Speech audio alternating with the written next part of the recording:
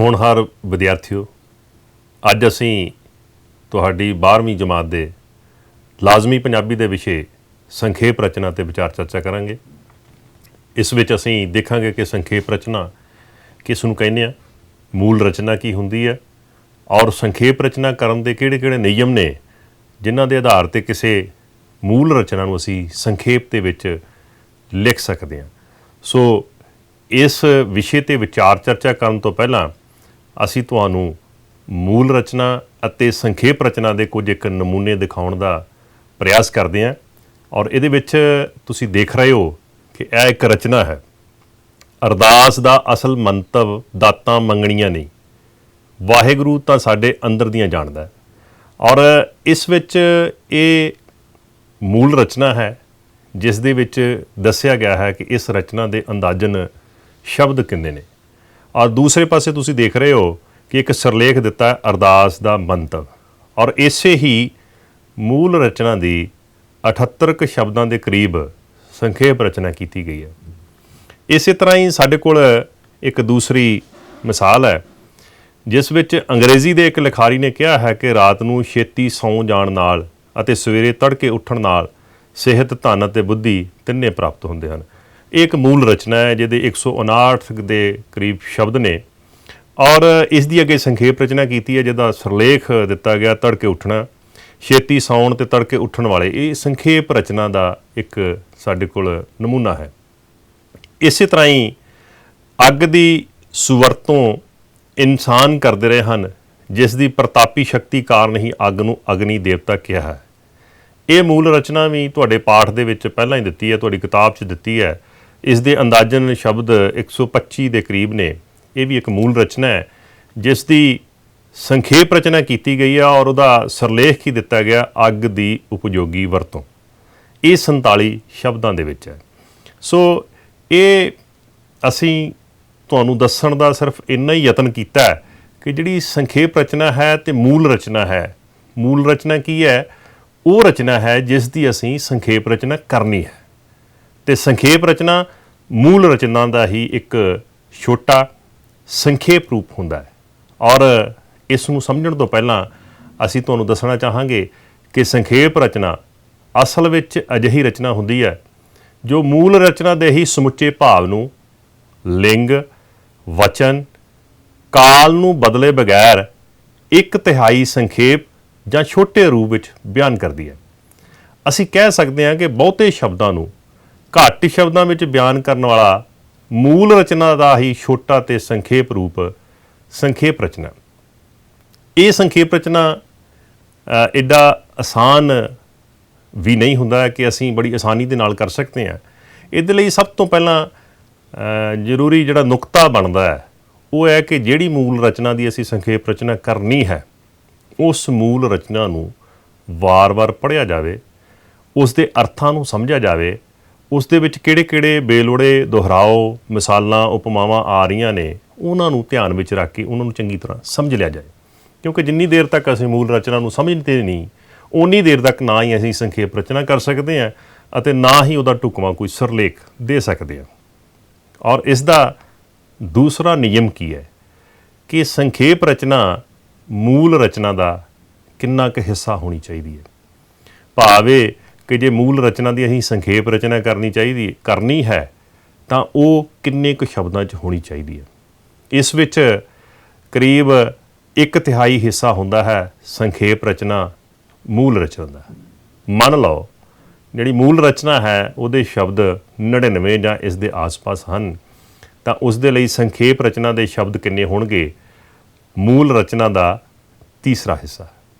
ਔਰ ਉਹਦੇ ਵਿੱਚ 99 ਦਾ ਜਿਹੜਾ ਤੀਸਰਾ ਹਿੱਸਾ ਸਾਡੇ ਕੋਲ ਆਉਂਦਾ ਹੈ 33 ਸ਼ਬਦ। 33 ਦਾ ਮਤਲਬ ਇਹ ਨਹੀਂ ਹੈ ਕਿ ਸ਼ਬਦ 33 ਹੋਣੇ ਚਾਹੀਦੇ ਨੇ ਸੰਖੇਪ ਰਚਨਾ 'ਚ। ਇਸ ਦਾ ਅਰਥ ਇਹ ਹੈ ਕਿ ਅੰਦਾਜ਼ਨ 33 ਦੇ ਨੇੜੇ ਤੇੜੇ ਦੇ ਸ਼ਬਦ ਹੋਣੇ ਚਾਹੀਦੇ ਆ। 35 ਵੀ ਹੋ ਸਕਦੇ ਆ, 31 ਵੀ ਹੋ ਸਕਦੇ ਆ, ਪਰ ਇੰਨੀ ਸੰਖੇਪ ਨਾ ਹੋਵੇ ਕਿ ਮੂਲ ਰਚਨਾ ਦੇ ਜਿਹੜੇ ਭਾਵ ਨੇ ਉਹੀ ਸਪਸ਼ਟ ਨਾ ਹੋ ਸਕਣ। ਇਸੇ ਤਰ੍ਹਾਂ ਹੀ ਤੀਸਰਾ ਨੁਕਤਾ ਕੀ ਹੈ ਸੰਖੇਪ ਰਚਨਾ ਦਾ ਕਿ ਬਹੁਤੇ ਸ਼ਬਦਾਂ ਦੀ ਥਾਂ 'ਤੇ ਇੱਕ ਸ਼ਬਦ ਲਿਖਿਆ ਜਾਵੇ। ਔਰ ਉਹਦੇ ਵਿੱਚ ਮੂਲ ਰਚਨਾ ਦੇ ਜਦੋਂ ਸਾਰੇ ਪੈਰੇ ਨੂੰ ਅਸੀਂ ਪੜ੍ਹਦੇ ਹਾਂ ਤਾਂ ਸਾਨੂੰ ਦੇਖਣਾ ਚਾਹੀਦਾ ਹੈ ਕਿ ਕਿੰਨੇ ਕੁ ਸ਼ਬਦਾਂ ਦਾ ਵਿਸਥਾਰ ਹੈ ਜਿਸ ਨੂੰ ਅਸੀਂ ਥੋੜ੍ਹੇ ਸ਼ਬਦਾਂ ਵਿੱਚ ਬਿਆਨ ਕਰ ਸਕਦੇ ਹਾਂ। ਜਿਵੇਂ ਉਸ ਦਾ ਅਜੇ ਤੱਕ ਵਿਆਹ ਨਹੀਂ ਹੋਇਆ ਕਿਉਂਕਿ ਉਸ ਦੇ ਵਿਆਹ ਦੀ ਉਮਰ ਲੰਘ ਚੁੱਕੀ ਸੀ, ਤਾਂ ਉਹਦੇ ਲਈ ਅਸੀਂ ਸੰਖੇਪ ਸ਼ਬਦ ਕੀ ਵਰਤ ਸਕਦੇ ਹਾਂ? ਉਹ ਛੜਾ ਸੀ।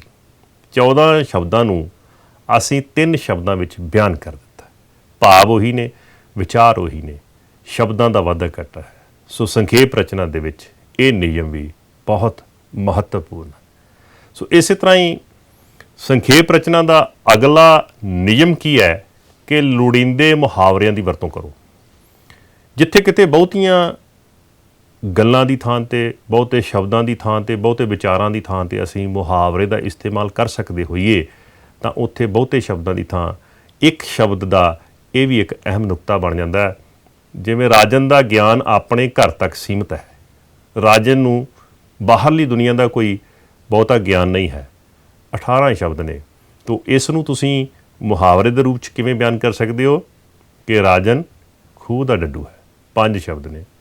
ਸੋ ਇਸੇ ਤਰ੍ਹਾਂ ਹੀ ਮੁਹਾਵਰਿਆਂ ਦੀ ਵਰਤੋਂ ਦੇ ਨਾਲ ਨਾਲ ਅਸੀਂ ਅਖਾਉਤਾਂ ਦੀ ਵਰਤੋਂ ਵੀ ਕਰ ਸਕਦੇ ਹਾਂ, ਔਰ ਉਹ ਅਖਾਉਤ ਢੁਕਵੀਂ ਹੋਣੀ ਚਾਹੀਦੀ ਹੈ।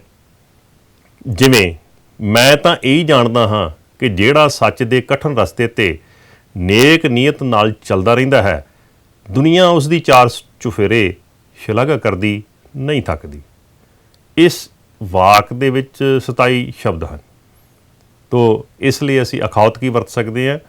ਮੈਨੂੰ ਪਤਾ ਹੈ ਕਿ ਸੱਚੇ ਮਾਰਗ ਚੱਲਦਿਆਂ ਉਸਤਤ ਕਰੇ ਜਹਾਨ। ਇਹਦੇ ਵਿੱਚ ਕੇਵਲ 10 ਸ਼ਬਦ ਨੇ। ਸੋ ਇਸ ਤਰੀਕੇ ਦੇ ਨਾਲ ਮੂਲ ਰਚਨਾ ਦੇ ਸ਼ਬਦਾਂ ਨੂੰ ਅਸੀਂ ਸੰਖੇਪ ਰੂਪ 'ਚ ਮੁਹਾਵਰਿਆਂ ਜਾਂ ਅਖਾਉਤਾਂ ਦੇ ਰੂਪ ਦੇ ਵਿੱਚ ਵੀ ਮੁਹਾਵਰਿਆਂ ਅਖਾਉਤਾਂ ਦੀ ਵਰਤੋਂ ਕਰਕੇ ਵੀ ਬਿਆਨ ਕਰ ਸਕਦੇ ਹਾਂ। ਸੋ ਅਗਲਾ ਸਾਡੇ ਕੋਲ ਨਿਯਮ ਹੈ ਕਿ ਜਿਹੜੀ ਵਾਧੂ ਅਲੰਕਾਰਕ ਸ਼ਬਦਾਵਲੀ ਹੈ, ਸਜਾਵਟੀ ਸ਼ਬਦਾਵਲੀ ਹੈ, ਉਸ ਨੂੰ ਲਿਖਣ ਦੀ ਸੰਖੇਪ ਰਚਨਾ ਵਿੱਚ ਲੋੜ ਨਹੀਂ ਹੁੰਦੀ। ਉਸ ਦੀ ਜਗ੍ਹਾ 'ਤੇ ਅਸੀਂ ਜਾਂ ਤਾਂ ਉਸ ਦੇ ਸੰਖੇਪ ਭਾਵ ਅਰਥ ਦੇ ਸਕਦੇ ਹਾਂ, ਜਾਂ ਉਹ ਪੂਰੀ ਦੀ ਪੂਰੀ ਤੁਕ ਅਲੰਕਾਰਕ ਸ਼ਬਦਾਵਲੀ ਮੂਲ ਰਚਨਾ ਦੇ ਹਿੱਸੇ ਵਿੱਚੋਂ ਜਦੋਂ ਅਸੀਂ ਸੰਖੇਪ ਰਚਨਾ ਕਰਦੇ ਹਾਂ ਤਾਂ ਉਸ ਨੂੰ ਕੱਢ ਸਕਦੇ ਹਾਂ। ਜਿਵੇਂ ਇੱਕ ਉਦਾਹਰਨ ਤੁਹਾਨੂੰ ਅਸੀਂ ਦਿਖਾ ਰਹੇ ਹਾਂ। ਰਾਤ ਦੀ ਚਾਨਣੀ ਰਾਤ ਵਿੱਚ ਚਮਕਦੇ ਚੰਦਰਮਾ ਨਾਲੋਂ ਵੀ ਤਾਜ ਮਹਿਲ ਖੂਬਸੂਰਤ ਨਜ਼ਰ ਆਉਂਦਾ ਹੈ। ਇਹਦੇ ਲਈ ਅਲੰਕਾਰਕ ਸ਼ਬਦਾਵਲੀ ਦੀ ਥਾਂ 'ਤੇ ਅਸੀਂ ਜੇ ਇੰਨੀ ਗੱਲ ਵੀ ਕਹਿ ਦਿੰਦੇ ਹਾਂ ਤਾਜ ਮਹਿਲ ਬਹੁਤ ਖੂਬਸੂਰਤ ਹੈ, ਤਾਂ ਸੰਖੇਪ ਰਚਨਾ ਦੇ ਲਈ ਇਹ ਨਿਯਮ ਵਾਜਬ ਹੈ। ਇਸੇ ਤਰ੍ਹਾਂ ਹੀ ਮੂਲ ਰਚਨਾ ਦੇ ਵਿੱਚ ਜਿਹੜੇ ਵਾਧੂ ਦੁਹਰਾ ਨੇ, ਮਿਸਾਲਾਂ ਹਨ, ਦਲੀਲਾਂ ਹਨ, ਉਹ ਜਿਹੜੀਆਂ ਵਾਧੂ ਦਲੀਲਾਂ ਹਨ, ਮਿਸਾਲਾਂ ਹਨ, ਦੁਹਰਾ ਹੈ, ਉਹਨੂੰ ਅਸੀਂ ਕੱਟ ਸਕਦੇ ਹਾਂ। ਔਰ ਜਿਵੇਂ ਨਫ਼ਰਤ ਭਰਿਆ ਬੰਦਾ ਬਹੁਤ ਖਤਰਨਾਕ ਹੁੰਦਾ ਹੈ, ਉਹ ਇਸ ਤਰ੍ਹਾਂ ਹੁੰਦਾ ਹੈ ਜਿਵੇਂ ਜ਼ਹਿਰੀਲੇ ਸੱਪ ਦਾ ਜ਼ਹਿਰੀਲਾ ਡੰਗ। ਸੋ ਜਿਵੇਂ ਜਿਹੜੀ ਉਦਾਹਰਨ ਦਿੱਤੀ ਹੈ, ਜੇ ਅਸੀਂ ਨਹੀਂ ਵੀ ਲਿਖਦੇ, ਇੰਨੀ ਗੱਲ ਕਰਦੇ ਹਾਂ ਨਫ਼ਰਤ ਭਰਿਆ ਬੰਦਾ ਜ਼ਹਿਰੀਲਾ ਹੁੰਦਾ ਹੈ, ਤਾਂ ਸੰਖੇਪ ਰਚਨਾ ਦੇ ਲਈ ਇਹ ਬਹੁਤ ਲਾਹੇਵੰਦ ਨੁਕਤਾ ਹੈ। ਇਸੇ ਤਰ੍ਹਾਂ ਹੀ ਤੁਸੀਂ ਜਦੋਂ ਮੂਲ ਰਚਨਾ ਪੜ੍ਹਦੇ ਹੋ ਤਾਂ ਮੂਲ ਰਚਨਾ ਦੇ ਵਿੱਚ ਹੂ ਬਹੂ ਸ਼ਬਦ ਦਿੱਤੇ ਗਏ ਹੁੰਦੇ ਨੇ, ਉਹਨਾਂ ਨੂੰ ਆਪਣੇ ਸ਼ਬਦਾਂ ਵਿੱਚ ਸੰਖੇਪ ਕਰਕੇ ਲਿਖਣਾ ਹੁੰਦਾ ਹੈ। ਜਿਵੇਂ ਇੱਕ ਉਦਾਹਰਨ ਤੁਹਾਨੂੰ ਦਿਖਾ ਰਹੇ ਹਾਂ, ਸੁਣਾ ਰਹੇ ਹਾਂ, ਤੁਸੀਂ ਪੜ੍ਹ ਵੀ ਸਕਦੇ ਹੋ। ਉਹਨਾਂ ਨੇ ਕਿਹਾ, ਅਸੀਂ ਪੜ੍ਹੇ ਲਿਖੇ ਨਹੀਂ ਹਾਂ, ਪਰੰਤੂ ਅਸੀਂ ਹਰ ਗੱਲ ਨੂੰ ਚੰਗੀ ਤਰ੍ਹਾਂ ਨਾਲ ਜਾਣਦੇ ਹੋਏ ਹਰ ਤਰ੍ਹਾਂ ਦਾ ਗਿਆਨ ਰੱਖਦੇ ਹਾਂ। ਇਹ ਹੂ ਬਹੂ ਸ਼ਬਦ ਜਿਹੜੇ ਕਿਸੇ ਦੇ ਦਿੱਤੇ ਗਏ ਨੇ, ਉਹਨਾਂ ਨੂੰ ਅਸੀਂ ਇਸ ਤਰ੍ਹਾਂ ਲਿਖ ਸਕਦੇ ਹਾਂ।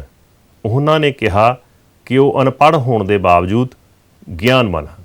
ਸੋ ਇਹ ਨੁਕਤਾ ਵੀ ਹੂ ਬਹੂ ਸ਼ਬਦਾਂ ਦੀ ਥਾਂ 'ਤੇ ਉਸ ਨੂੰ ਅਸੀਂ ਆਪਣੇ ਸ਼ਬਦਾਂ ਦੇ ਵਿੱਚ ਸੰਖੇਪ ਰਚਨਾ ਦੇ ਵਿੱਚ ਬਿਆਨ ਕਰਨਾ ਹੁੰਦਾ।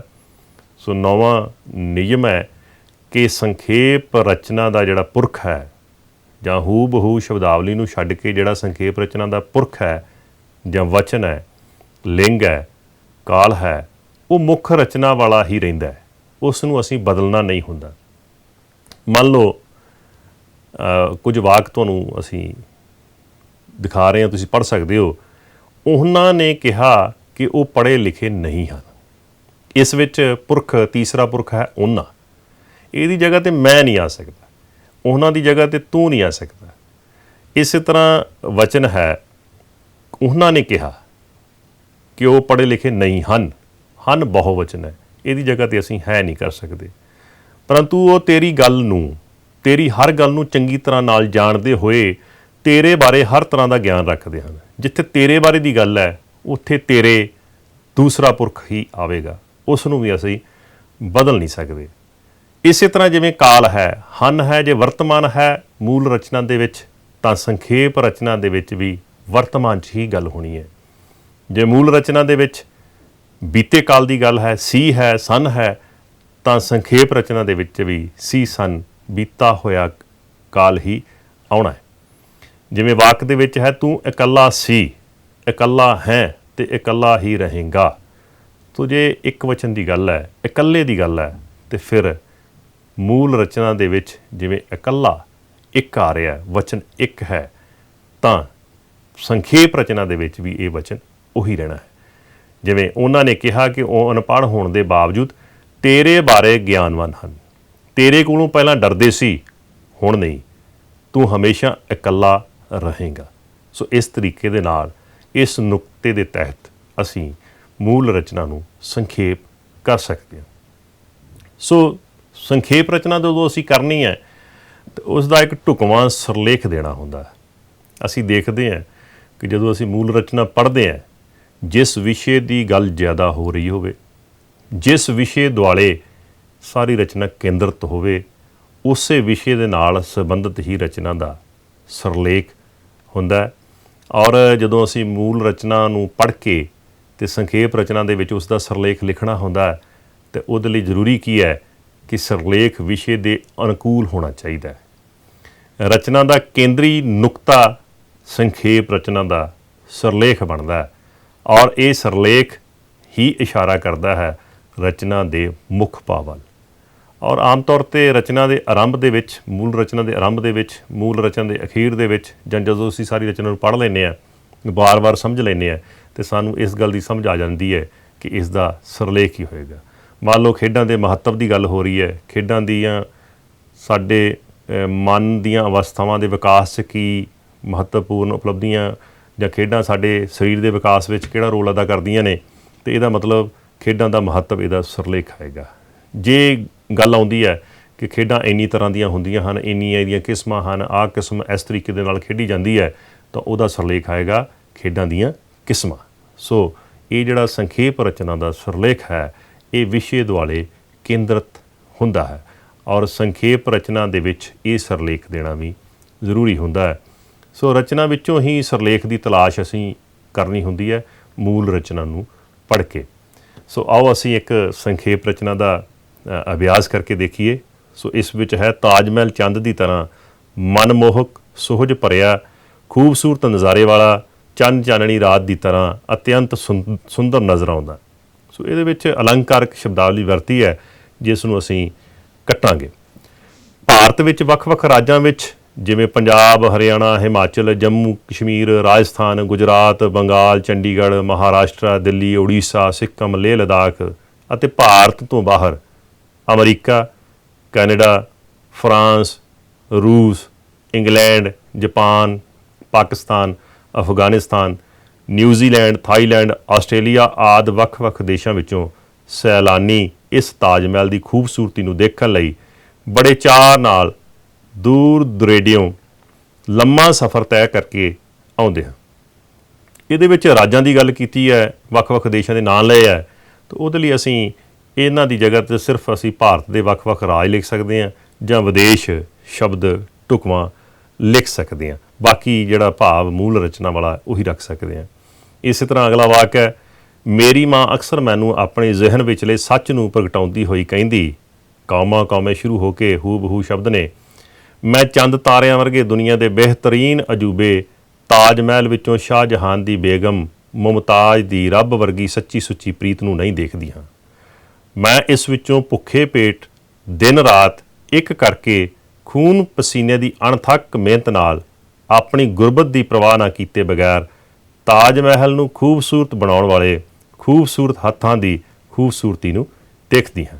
ਸੋ ਇਹ ਜਿਹੜੇ ਹੂ ਬਹੂ ਸ਼ਬਦ ਨੇ ਇੱਕ ਮਾਂ ਦੇ ਇਹਨੂੰ ਅਸੀਂ ਆਪਣੇ ਸ਼ਬਦਾਂ ਦੇ ਵਿੱਚ ਵੀ ਬਿਆਨ ਕਰ ਸਕਦੇ ਹਾਂ। ਸੋ ਇਹ ਜਿਹੜੀ ਮੂਲ ਰਚਨਾ ਤੁਹਾਨੂੰ ਅਸੀਂ ਪੜ੍ਹ ਕੇ ਵੀ ਸੁਣਾਈ ਹੈ, ਤੁਸੀਂ ਪੜ੍ਹ ਵੀ ਰਹੇ ਹੋ, ਇਹਦੇ ਸ਼ਬਦ ਬਣਦੇ ਨੇ 125 ਸ਼ਬਦ। ਅਸੀਂ ਸੰਖੇਪ ਰਚਨਾ ਦੇ ਵਿੱਚ ਜਦੋਂ ਅਸੀਂ ਸੰਖੇਪ ਰਚਨਾ ਕਰਨੀ ਹੈ, ਸੁਰਲੇਖ ਵੀ ਚੁਣਨਾ, ਔਰ 125 ਦਾ ਜਿਹੜਾ 25 ਦਾ ਤੀਜਾ ਹਿੱਸਾ ਹੈ ਉਹ ਸਾਡੀ ਸੰਖੇਪ ਰਚਨਾ 'ਚ ਆਉਣਾ। ਤਾਂ ਇਸ ਦੀ ਸੰਖੇਪ ਰਚਨਾ ਦਾ ਸਿਰਲੇਖ ਹੀ ਆਉਂਦਾ ਤਾਜ ਮਹਿਲ ਦੀ ਖੂਬਸੂਰਤੀ ਅਤੇ ਇਸ ਦੇ ਮਿਹਨਤਕਸ਼। ਔਰ ਅਸੀਂ ਤਾਜ ਮਹਿਲ ਦੀ ਵਿਸ਼ੇ ਨਾਲ, ਤਾਜ ਮਹਿਲ ਦੇ ਵਿਸ਼ੇ ਨਾਲ ਸੰਬੰਧਿਤ ਇਹ ਜਿਹੜੀ ਮੂਲ ਰਚਨਾ ਅਸੀਂ ਪੜ੍ਹੀ ਸੀ, ਇਹਦੀ ਸੰਖੇਪ ਰਚਨਾ ਕੀ ਬਣਦੀ ਹੈ? ਤਾਜ ਮਹਿਲ ਬਹੁਤ ਸੁੰਦਰ ਹੈ, ਭਾਰਤ ਅਤੇ ਵਿਦੇਸ਼ਾਂ ਵਿੱਚੋਂ ਲੋਕ ਇਸ ਦੀ ਖੂਬਸੂਰਤੀ ਨੂੰ ਦੇਖਣ ਲਈ ਆਉਂਦੇ ਹਨ। ਮੇਰੀ ਮਾਂ ਅਨੁਸਾਰ ਉਹ ਤਾਜ ਮਹਿਲ ਵਿੱਚੋਂ ਸ਼ਾਹਜਹਾਨ ਦੀ ਬੇਗਮ ਦੀ ਪ੍ਰੀਤ ਨਾਲੋਂ ਇਸ ਨੂੰ ਖੂਬਸੂਰਤ ਬਣਾਉਣ ਵਾਲੇ ਗਰੀਬ ਮਿਹਨਤਕਸ਼ਾਂ ਦੇ ਹੱਥਾਂ ਦੀ ਖੂਬਸੂਰਤੀ ਨੂੰ ਦੇਖਦੀ ਹੈ। ਔਰ ਪਿਆਰੇ ਵਿਦਿਆਰਥੀਓ, ਤੁਸੀਂ ਦੇਖ ਰਹੇ ਹੋ ਕਿ ਇਹਦੇ 41 ਕੁ ਸ਼ਬਦ ਬਣਦੇ ਨੇ। 41 ਦੀ ਜਗ੍ਹਾ ਜੇ 44 ਵੀ ਹੋ ਜਾਣ, 43 ਵੀ ਹੋ ਜਾਣ, 40 ਵੀ ਹੋ ਜਾਣ, ਕੋਈ ਵੱਡੀ ਗੱਲ ਨਹੀਂ ਹੈ। ਸੋ ਇਸ ਤਰੀਕੇ ਦੇ ਨਾਲ ਅਸੀਂ ਮੂਲ ਰਚਨਾ ਜੋ ਹੈ ਉਸ ਦੀ ਸੰਖੇਪ ਰਚਨਾ ਕਰ ਸਕਦੇ ਹਾਂ। ਅਸੀਂ ਆਸ ਕਰਦੇ ਹਾਂ ਕਿ ਇਹ ਜਿਹੜੀ ਵਿਚਾਰ ਚਰਚਾ ਅਸੀਂ ਕੀਤੀ ਹੈ ਤੁਹਾਨੂੰ ਸਮਝ ਆ ਗਈ ਹੋਵੇਗੀ ਕਿ ਕਿਸੇ ਮੂਲ ਰਚਨਾ ਦੀ ਅਸੀਂ ਸੰਖੇਪ ਰਚਨਾ ਕਿਵੇਂ ਕਰ ਸਕਦੇ ਹਾਂ। ਸੋ ਤੁਹਾਡਾ ਸਭ ਦਾ ਬਹੁਤ ਬਹੁਤ ਧੰਨਵਾਦ।